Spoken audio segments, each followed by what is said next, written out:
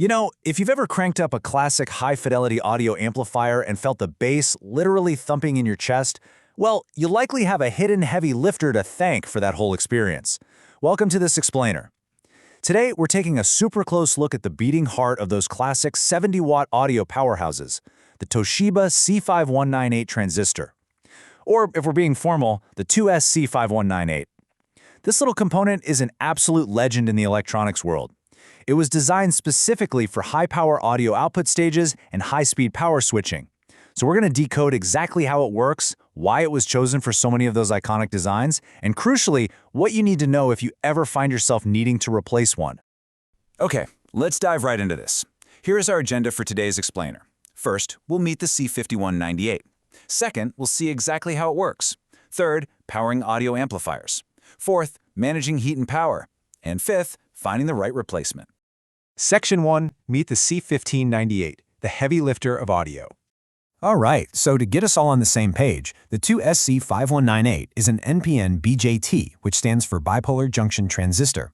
Honestly, the easiest way to think about it is like a brilliant electronic control valve. It's got three terminals: the base, the collector, and the emitter. Now, the base is your control terminal. By applying just a relatively small current to that base, you get to control a much larger current flowing between the collector and the emitter. To put that into perspective, if this transistor has an effective gain of 100, feeding just 100 milliamps into the base allows a massive 10 amps to flow right through the collector. Basically, it takes a whisper and turns it into a roar. Let's actually take a look at this transistor's superpowers. Its maximum ratings are no joke. We're talking about handling a minimum collector-emitter voltage of 140 volts, passing a huge collector current of 10 amps, and boasting a power dissipation rating of 100 watts. I mean, these are exactly the kind of beefy specs you need to drive heavy speaker loads. But, and this is a big but, keep in mind that these are absolute maximum ratings, right? They aren't the recommended continuous operating conditions. To push this thing safely, we really need to understand how all these numbers interact in the real world. Which brings us to Section 2, how the C5198 works from voltage to heat. So how do those crazy specs translate to actual operation? Well, it's kind of a five-step rhythm. Step 1, you apply a small voltage, typically right around 0.6 to 0.7 volts, to the base. Step 2, this causes a tiny base current to start flowing toward the emitter. Step 3, boom, this opens the floodgates, allowing a much larger collector current to flow. Step 4, as your audio input signal continuously changing that base current, the collector current completely tracks it in real time. That gives you a beautifully amplified signal. And finally, step 5, heat is produced. You can't avoid it. When you have substantial current and voltage present at the exact same time, power gets dissipated. Think about it. If you have 40 volts across the transistor and 2 amps flowing through it, that is 80 watts of power just being converted straight into heat. Now, depending on how you build the circuit, this transistor can actually operate in a few different modes. The two main ones you'll see are the active region and saturation. In the active region, the transistor is really only partially conducting, so a tiny change in the base current gives you a perfectly proportional change in the collector current. This smooth, highly linear behavior, that is absolutely crucial for audio amplification. It's quite literally what makes the music sound accurate to our ears. But the C5198 can also act as a super fast electronic switch. When it's in saturation mode, it's driven strongly on. The voltage across it drops incredibly low, and that allows it to control power really rapidly in switching circuits. Section 3. Powering audio amplifiers, the Class AB push-pull. So where does this thing actually live and breathe in your equipment? The C5198 usually isn't just sitting by itself. It's typically working in what's called a Class AB push-pull amplifier setup. In a classic sound system, your audio input goes through a voltage amplifier, then it hits some driver transistors, and finally it hits the C5198 output stage right before reaching the speaker itself. In this role, the C5198 isn't just a small signal voltage amplifier. No, it acts as a massive current and power amplifier. It is providing the sheer physical muscle needed to move those heavy cones inside your speakers. Now, what's really interesting here is that the C5098 almost never works alone.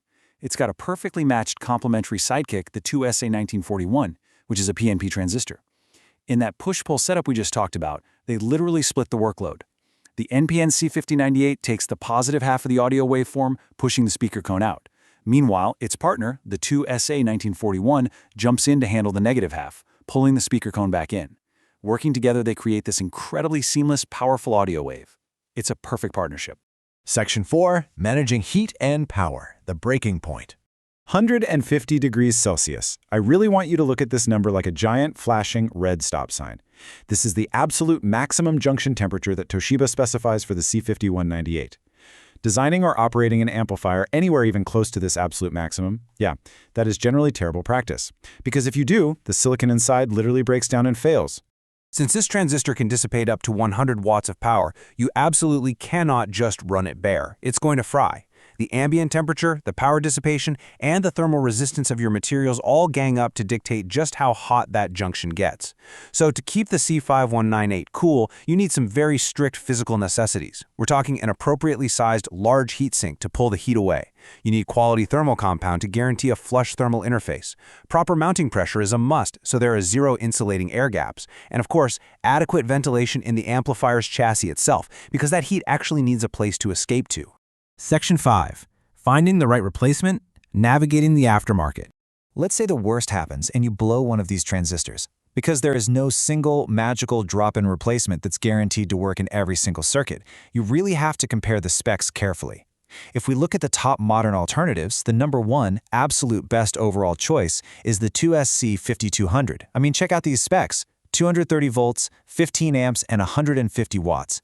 It gives you substantially higher voltage, current, and power headroom than the original C598, all while keeping that same 30 MHz transition frequency. Some other great options out there include the 2SC5242 and the very modern NJW0281G from onsemi, which boasts an incredible 250-volt capability. But here's the golden rule of aftermarket repair, and it's a big one. Equivalent does not mean drop-in. Even if you go out and buy that mighty 2SC5200 with its beefier voltage, higher current, and higher power ratings, it does not automatically equal a perfectly stable replacement. Simply throwing a higher rated component into an older circuit can actually cause the amplifier to become totally unstable if you aren't handling the gain and frequency characteristics correctly.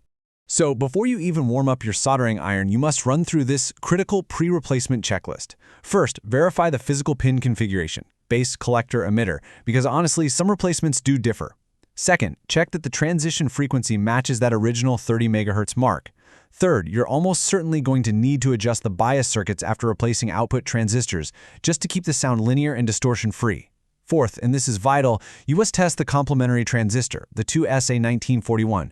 If the NPN side blew up, there's a huge chance its PNP partner is totally fried too.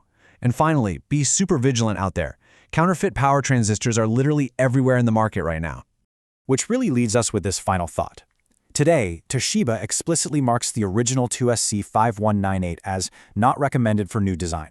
Actually, it had an absolutely incredible run, powering decades of high-fidelity audio that we all love. But with today's modern replacements offering much higher tolerances and way greater stability, it poses a pretty fascinating question for electrical engineers, doesn't it? Why design around the past when superior alternatives exist right now?